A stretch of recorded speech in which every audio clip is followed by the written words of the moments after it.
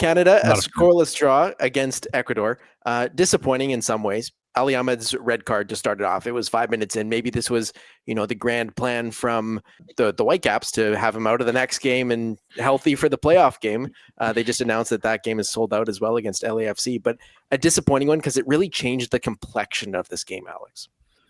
Yeah, and it's just a surprise, too, that it was Ali Ahmed. Because if you look at the 11 guys who are on the field, he's probably pretty low down there in terms of guys who you'd think to get a red card. Certainly, I mean, you'd put the two center backs ahead of him. You probably could have put, maybe Daniel Owache. He's a big guy. Maybe he throws an elbow or something. Tejan Buchanan, he's always got a bit of a mean streak. Notice how I didn't say Richie Laryea. He's never gotten a red card. I know a lot of people would have picked him, but now Ali Ahmed has more career red cards than Richie Laryea. Facts that don't sound true.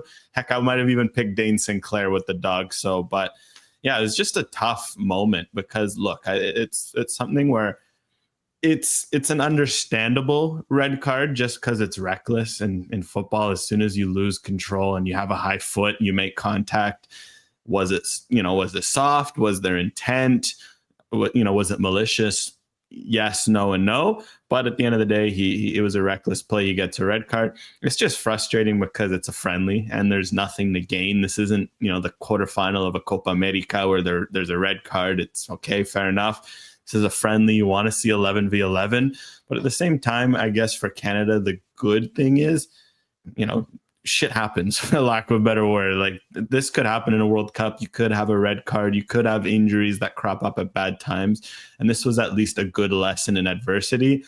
Although I'll be honest, if you're looking at the games they're playing, I would have much rather a red against Venezuela or someone else. Maybe even a Romania instead of Ecuador, because at the same time, they also need these tests. And in particular, the fact they were playing an elite defense, it does feel like a bit of a waste that they didn't get more scoring practice. So a bit of mixed feelings, definitely. I can imagine that was the same sentiment in the building because seeing a 6-minute red card just isn't fun, especially in a friendly, Brendan. Yeah, no, it's disappointing. And of course, Reddit popped off that how card happy that referee was and has been in Liga MX.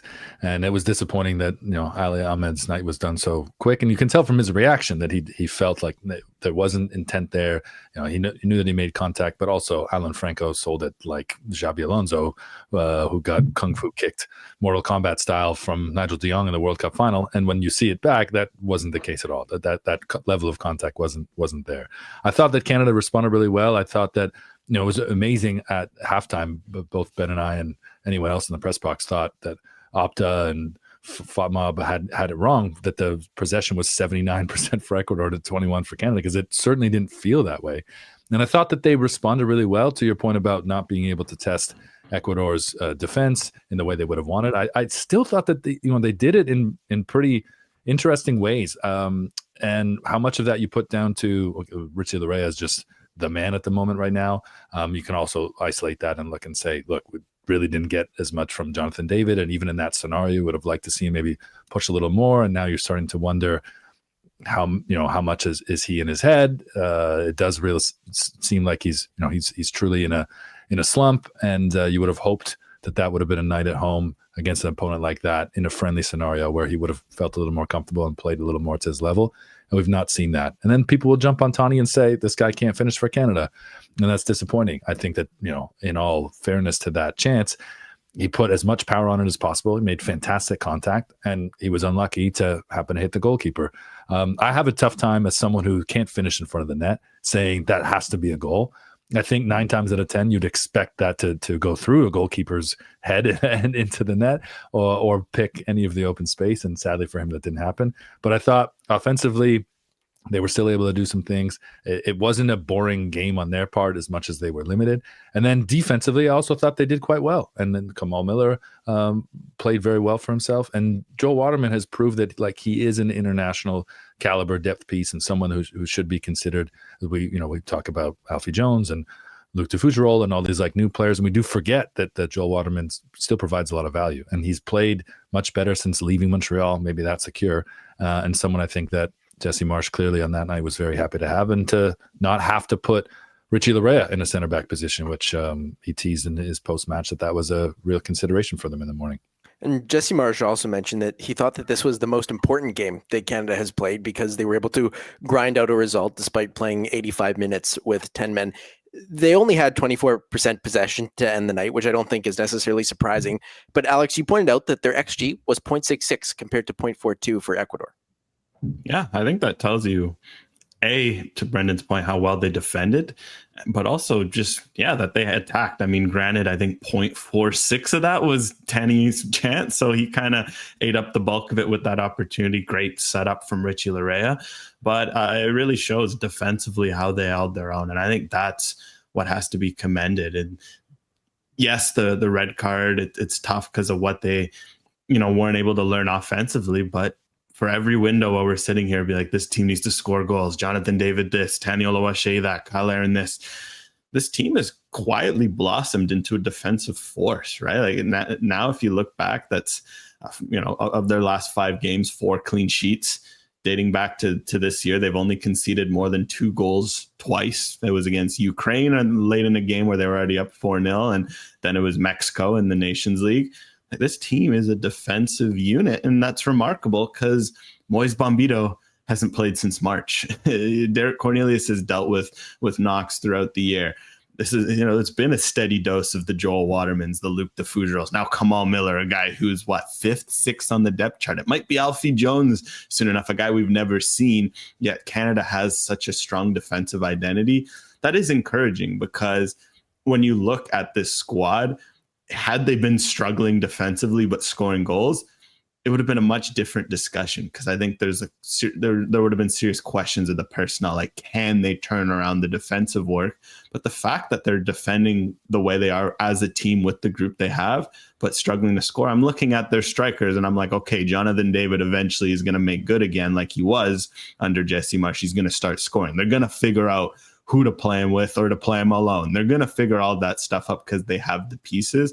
The defensive work's important because it's taken a true team commitment, and they've shown zero sign of wavering from that commitment. I think, the one thing I would have liked to have seen, particularly as the game, I don't know, come the hour mark, I don't really know what Jesse Marsch is thinking he's getting the most out of. Is it to try and work the ball more to Jonathan David to score? Are they trying to test the defense, but particularly through the midfield to see how resilient they could be? I thought they did really well to make it difficult for Ecuador. They got behind them a little bit. Kamal Miller got turned around a couple times. You could see the speed and the quality gap. But not to a detriment. And obviously they didn't even get a registered shot on target on Dane Sinclair, which is credit to them as a unit as a whole. But I would have loved to have seen, Promise David come in to play next to Tani. So if Tani seemed to have the energy, he was pressing better. He seemed certainly more involved and more in it than Jonathan David. I don't think that Jonathan David feels he's under threat. Why not kind of experiment there? That's in hindsight now, that's something I think I would have liked to see more of, maybe a bit more rotation, but perhaps we'll see that against Venezuela as long as that game goes through according to plan. Marsch tipped his hand that there'll be a few changes. Of course, Max Crépeau. To be honest, I kind of wondered if maybe Goodman would get a shot just to give him a taste of that. Also because I believe that Crépeau understands it's him and Dane battling for the job, and that one game in a friendly against a team that's not going to the World Cup, I don't think would hurt Crépeau's feelings. Also, he's worrying about his club career at the moment. But yeah, we'll see how Tuesday plays. I'd like to see a bit more experimentation, and it comes speaking us offensively specifically, I want to see more promise. I mean, one of the factors that stood out to me last night, and I wanted to ask Marsch about it, but couldn't get another question in. But the substitutes, it was the first substitutes, near the 80th minute. And Alex, I know you've dove into the substitutes for a long time, but to me, when you're defending for 85 minutes or 80 minutes at that point, you have 5 substitutes or more because it's a friendly? Why are you not making any changes until the last few minutes? And then all the changes were attacking changes as well. It was perplexing to me that was the way that he approached the substitutes. And I know you've dove deeper into it on One Soccer. Yeah, that was a bit of a surprise to me, just because 80 minutes down a player is grueling. I suppose in that regard, credit has to be given really to Tani Oluwaseyi and Tejan Buchanan in particular for their defensive work. It was actually quite interesting. The top 4 duel winners for Canada it was Larea number 1, and then it was Oluwaseyi, Buchanan, and Seeger. I forget which order it was. Canada was really good down the flanks. And I do wonder if Jesse Marsch weighed that, because for what they were lacking offensively, they were making up for defensively. I do think, funnily enough, that's where he missed an Ahmed. I think, genuinely considering the state of the game, you would have rather had Ahmed than Buchanan, because I think with Ahmed, what you see constantly is he can do the defending and do the attack. I think Tajon Buchanan was kind of blunted a bit because he had to do so much defending, and he did it well, but then we didn't see Buchanan going the other way. On the flip side with Oluwaseyi, same thing. He was defending so much that after that early chance he got, you just didn't see him, even though he was putting an excellent shift. That's where Canada was really missing two guys, Liam Miller and Jacob Schaffelberg. This game really couldn't have been worse for them being out due to injury. Because I think if you could have brought some fresh legs out wide, that's really where Canada lacked something, I think, offensively. Because in a game like this, and credit to Canada, because I think it must be said, one thing I did like about them getting a red card is that they showed that they learned from Guatemala. And I went back and watched a bit of Guatemala to see if it was, my eyes or if it was biased or anything. Against Guatemala, it was clear as day. It was the 4-2-3 we talked about. They were pressing. It was, kamikaze. Watching it yesterday, the way they were defending, disciplined in that 4-4-1, keeping their shape, frustrating Ecuador, was night and day. But I do think Marsch, in hindsight, would have wished if he had a Miller to bring on, a Schaffelberg to bring on, because then they could have kept that discipline, but bring a bit more speed in the counter. Although I will say it is a bit surprising we didn't see Jaden Nelson, because I do think he could have played some of that. I know Jesper Sorensen doesn't always trust him as a defensive winger. Usually he'll lean for Ahmed and someone else in that case. But Canada did miss that out wide, and I think that's what contributed to the lack of subs. Well, Jesse said after the match that late on, he was like, can we bring Ali in? Because he was the player that could have made a difference. And of course, he couldn't come into the game. But how much confidence do you have in this Canadian team if they face, a situation where they have to play with 10 men at the World Cup? They've done it a couple times now under Jesse Marsch. Of course, against Guatemala, it didn't go well. This time it went fairly well, but it also felt a little bit like an opportunity lost, even though Marsch said it might not have been an opportunity lost and was their most important game. But does this affect your confidence going into the World Cup if Canada hits a hiccup, Brendan? Not in a negative way, I would say. I mean, look, the reality is this is a World Cup game. Ecuador are playing that different. Ecuador are more aggressive. Ecuador are still playing the dark arts and the mind games, but they are trying to play, I think, more of their game. The ball on the grass, which they didn't have to do in that night. And I think in some ways they, recognizing it was going to be a different test for them, they maybe took their foot off the gas, because I would say that Ecuador is probably a bit more solid and set as to how they want to play at the World Cup and feel a bit more comfortable. And they're away in an environment where they're really just trying to manage the game and not get hurt.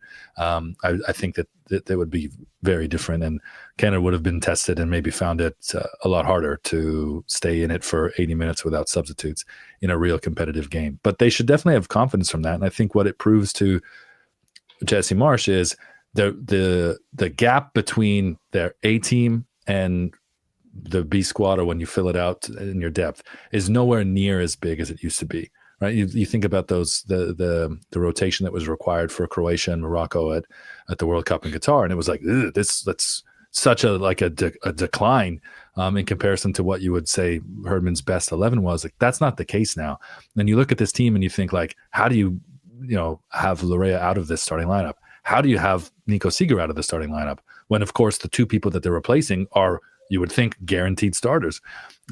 It's a good situation to be in. I do believe Jesse Marsch when he says, it's. He even misquoted it and called it a win. He said, "I think this is our most important win," because to him it felt like that, and I could see why. It was disappointing to have to adjust and play a man down for 85 minutes and not to play your intended game plan. But I still think they showed how strong they are. And to be honest, for anyone watching, because we've had this debate, and I think I've heard Kevin Kilbane and Stephen Caldwell say this repeatedly, in pot one, all of the other nations that you would call elite, the European nations and Argentina and Brazil, of the North American hosts, they would all prefer Canada over the States or Mexico. And I don't know if that's true.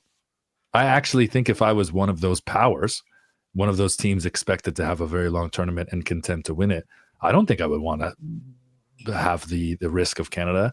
I think you match up better, and there's real vulnerabilities with those other two sides, whereas Canada are unproven in comparison, but they've shown in these windows here against different opposition that gap is way smaller than sometimes even the gap in the world rankings.